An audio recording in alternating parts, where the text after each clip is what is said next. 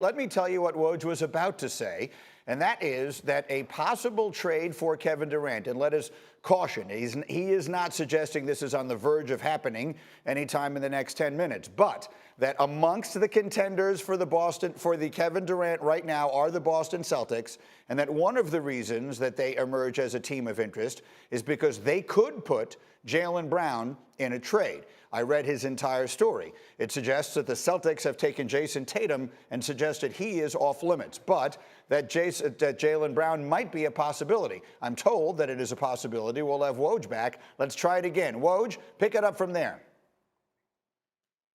That's right, Greeny. And listen, Boston is among several teams that have been in regular contact with Brooklyn, I'm told. And obviously, if you're the Boston Celtics, there's a couple factors here that make the Kevin Durant talks interesting. Number one, Boston potentially has the pieces to be competitive with anybody in the league in a Kevin Durant trade.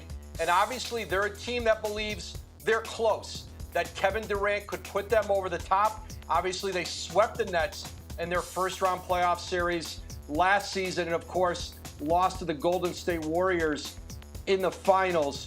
But again, Jaylen Brown potentially, when you look at individual players that might be available to the Nets in the marketplace, he's at the very top, 25 years old, although there's only 2 years left on his contract. Of course, there's 4 years left on Durant's deal. And again, Boston's no closer right now than anybody else for a potential deal with the Nets, but certainly they're engaged, they're interested, and it's a conversation that's been ongoing as we head now into the fourth week, or as we're approaching the fourth week since Kevin Durant requested a trade from Brooklyn on June 30th.